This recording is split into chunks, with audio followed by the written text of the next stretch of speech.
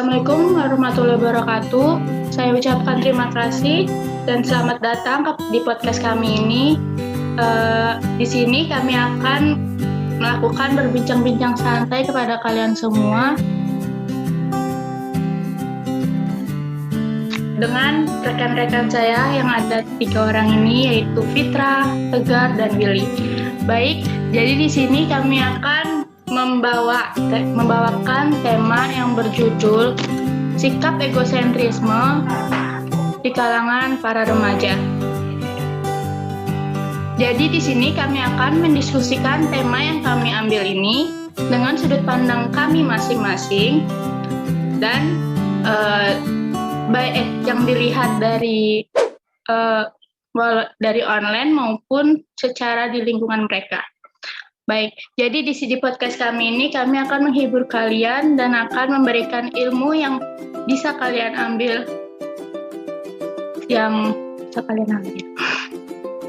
Baik. Jadi di podcast kami ini kita mulai saja podcastnya. Yang pertama, definisi egosentrisme menurut pandangan kalian tuh kayak gimana sih? Dari Tegar?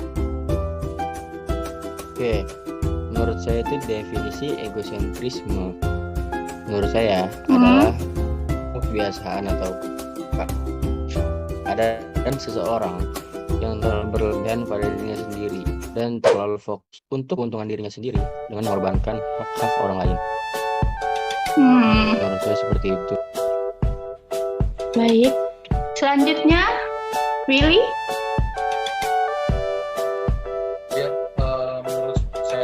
Sikap egosentrisme itu adalah tidak bahwa seseorang untuk lebih menghargai orang lain, jadi kayak lebih fokus sama diri sendiri juga.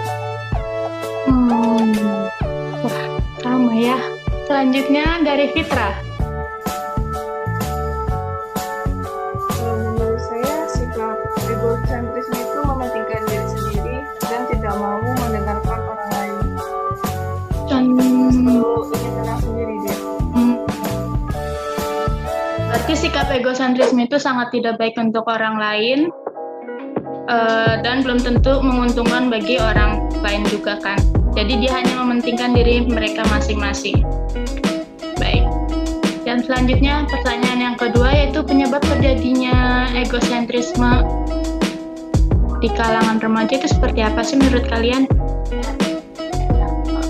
Dari Fitra?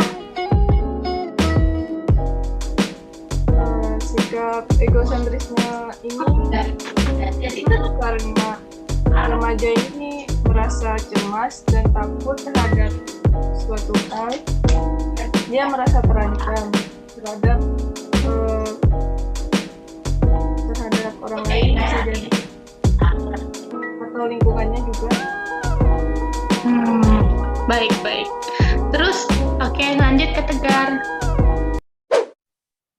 Oke, menurut saya sih jawabannya agak mirip dengan Fitra barusan.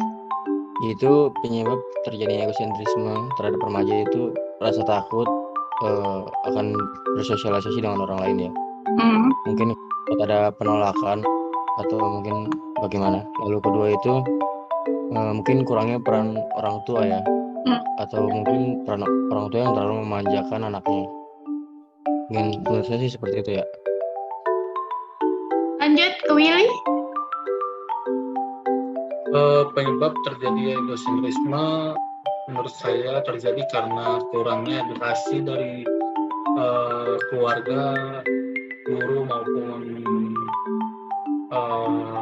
maupun teman-teman dekat kita. Jadi ya dia tuh nggak ngerti kalau dia tuh mempunyai sikap seperti itu karena dia nggak memikirkan orang lain. Jadi yang menurut saya kurangnya edukasi dari orang-orang terdekat dia lah dapat terjadi egosentrisme itu. Edukasi seperti apa sih Willy menurut kamu yang bisa memberikan? Ya menurut saya mungkin dengan ditanamkan sifat empati ke dia gitu, jadi mungkin lebih bisa menghargai orang lain atau mungkin bisa mengurangi sifat egosentrisme dia. Baik. Oke, lanjut ke pertanyaan kita yang ketiga, yaitu contoh egosentrisme di di lingkungan kalian masing-masing yang sering kalian lihat dan bisa jadikan contoh untuk mereka kita yang menonton ini. Dari Fitra.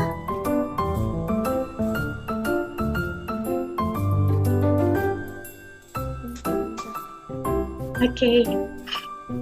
Nggak, mungkin dari saya dulu deh. Oh ya udah, silakan. Mungkin contoh-contoh yang ada di lingkungan saya itu sifat egois. Sifat egois sendiri juga, bahkan ada yang cenderung pemarah, yang sangat tidak suka dibikin sesuatu apapun. Lingkungan saya seperti itu. Oke. Lanjut ke Fitra. Contohnya ya, Ya.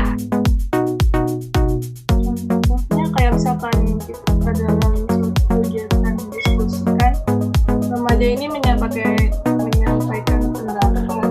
Dia merasa pendapat dia paling benar, sedangkan pendapat dari orang lain itu kurang benar menurut dia. Berarti dia selalu pengen menang sendiri. Oke, lanjut Willy. Menurut saya contohnya serakah dan tamak. Serakah dan tamak, wah bahasanya keren. Oke. Lanjut ya. Kita ke yang pertanyaan keempat, yaitu dampak apa sih yang ditimbulkan dari egosentrisme menurut dari sisi pandang diri kita sendiri, diri seseorang maupun orang lain. Dari Tegar dulu deh. Dari saya. Kalau dari individunya Ya. itu akan sangat sulit dalam bergaul dan memiliki sifat introvert dan sukar mencari perhatian dengan membuat onar atau semacamnya. Kalau untuk orang lain itu dampaknya itu mungkin akan terasa sangat tidak nyaman berdekatan dengan orang yang memiliki sifat egosentrisme, karena emang sifatnya merugikan.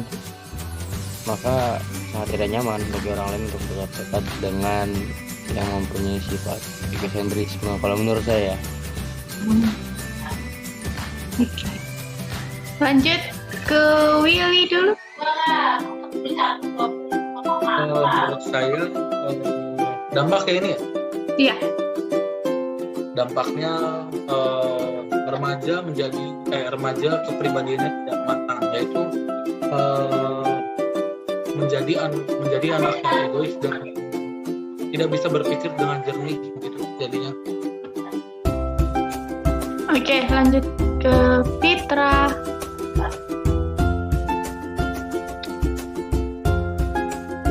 Dampaknya bagi remaja untuk kedepannya mungkin remaja itu akan mempunyai sifat egois. Terus remaja ini tidak akan mendengarkan pendapat dari orang lain. Dia serakah. Oke, itu saja. Oke, lanjut ya ke pertanyaan kita yang kelima, yaitu cara gimana sih mengatasinya sikap egosentrisme itu menurut Tegar? Menurut saya itu dari peran orang tuanya itu harus lebih memberi kasih sayang dan terus membantu sang anaknya. Yang kedua itu ada dari peran guru yang terus memberikan konseling yang bersifat positif. Konseling seperti apa itu Tegar? Konseling yang bersifat positif itu mungkin bisa dari gimana keseharian kamu, atau mungkin kamu tuh hari ini ngapain aja, kamu ngelakuin hal-hal positif apa aja yang kamu lakuin hari ini, apa kamu hari ini melakukan perbuatan yang menyimpang. Itu kan dari pertanyaan tersebut bisa kelihatan kan anak ini memiliki sifat egosentrisme atau tidak. Baik, kita lanjutkan ke pertanyaan kita yang kelima, yaitu bagaimana sih cara mengatasi sikap egosentrisme egosentrisme menurut Fitra gimana? Cara untuk mengatasi yang pertama bisa dari peran orang tua bisa mengajarkan anaknya untuk mengurangi sikap egois, serakah, dan bisa mengajarkan anaknya untuk lebih bisa berempati kepada pendapat orang lain. Baik, lanjut kepada Willy. Berikan pendapatmu. Menurut saya, tadi pertanyaannya apa? Bagaimana cara mengatasi egosentrisme dalam diri seseorang? Ya, bagaimana cara mengatasinya ya salah satunya dengan mengembangkan karakter anak tersebut gitu. Jadi kayak ya perannya dari orang tua lagi sih untuk sikap ini nih. Jadi orang tua kayak harus benar-benar mendidik dia dari kecil sampai dia remaja. So, misalnya sikap-sikap kayak gini nih nggak baik gitu, dan harus diajarkan dengan sikap-sikap yang baik, layaknya sikap rendah hati, terus sikap berempati terhadap orang lain, ya kayak gitu lah. Oke. Jadi itu adalah pertanyaan terakhir kita dari podcast kita kali ini. Baiklah, jika ada yang ingin memberikan kesimpulan, boleh dari antara kalian semua. Oke, saya izin memberikan kesimpulan. Oke, menurut saya kesimpulan pembahasan kita kali ini, sifat egosentrisme remaja itu tidak bisa dibilang hal sepele, karena misalkan dari mudanya dia udah memiliki sifat egosentrisme dan tidak ada yang mengingatkan, jadi sifat itu akan terbawa sampai dia dewasa, dan itu akan sangat merugikan bagi dirinya dan bagi sekitarnya. Maka dari itu peran-peran yang terkait seperti peran orang tua dan yang seperti tadi kita bahas barusan itu sangat penting untuk yaitu memberi nasihat atau memberikan nasihat untuk mempunyai egosentris agar tidak merugikan bagi orang lain dan bagi dirinya sendiri. Hai, terima kasih Tegar. Oke, ini akhir dari ujung podcast kita kali ini. Saya ucapkan terima kasih kepada kalian semua yang telah menonton podcast kami. Semoga kalian bisa mengambil hikmah dan ilmu dari apa yang kami sampaikan, dan semoga bisa memberikan suatu